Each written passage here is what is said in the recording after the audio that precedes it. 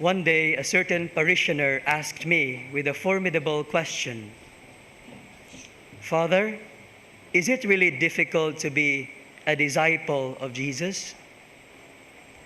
I simply smiled and then I answered him, "While following the Lord is not burdensome, I couldn't deny the fact that it can be very demanding. It can be very costly." My dear friends, the gospel reading today speaks about the demands of discipleship. As Jesus was doing his public ministry, two individuals approached him: a scribe who desired to follow him unaware of the inconveniences of preaching the gospel, and a disciple who was reluctant to follow Jesus because of the death of his father. Reflecting on the response of Jesus, we don't see a person who is iron-hearted or insensitive. What we see is a rabbi, a teacher who challenges his disciples to practice the spirit or the virtue of detachment. By underlining the truth that the Son of Man has nowhere to rest his head, Jesus was telling everyone who wished to follow him to always purify their intentions. This continues to be relevant today. In fact, in a seminar or summer program for seminary formators a few years ago, Cardinal Tagle said that we need to be wary of admitting candidates to the priesthood who are attached to money and not to God.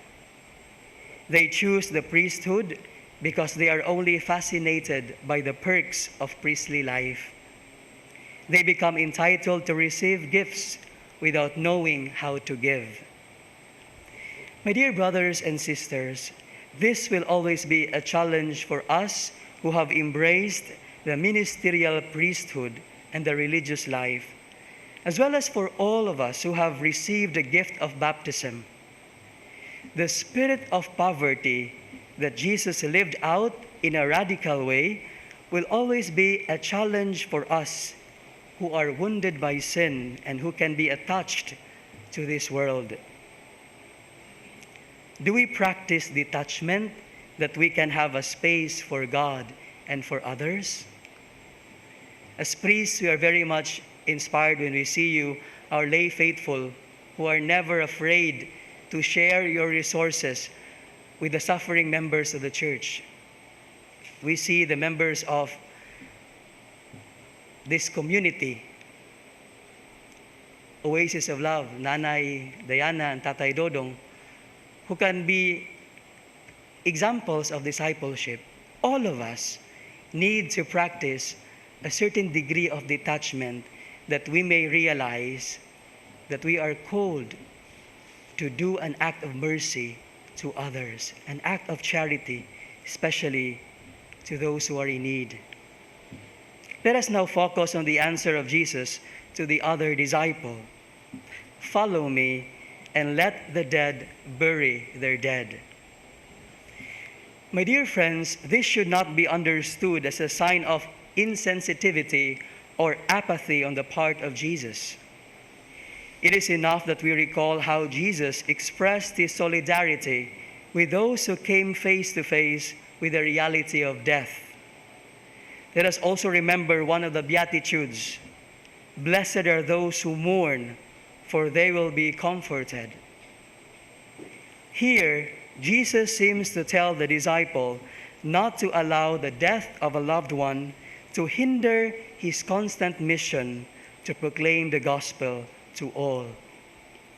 The life of a disciple requires detachment, but that doesn't mean that we ignore our biological family. Our family realities can be well integrated into our discipleship, provided that we don't forget our duties to serve the people entrusted to our pastoral care. As we offer this Holy Mass, we ask for the intercession of Saint Irenaeus of Lyon, whose memorial we celebrate today. He died around the year 200 AD. What can we learn from this saint?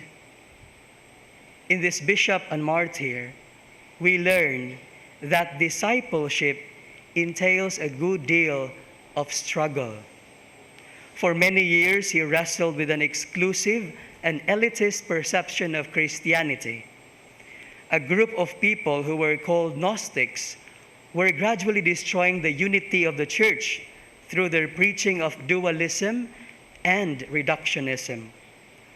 At the heart of their doctrine is that matter is evil and that salvation is reduced to knowledge, which is a privilege or monopoly of the few.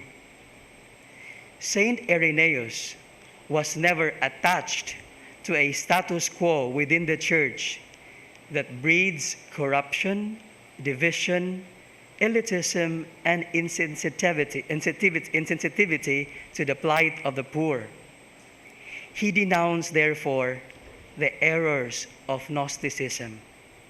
He was a theologian and a pastor who never played politics. He was a true disciple who was detached from anything that could water down the truth of the gospel of Christ. As Christians, as disciples of Jesus, how do we practice the virtue of detachment?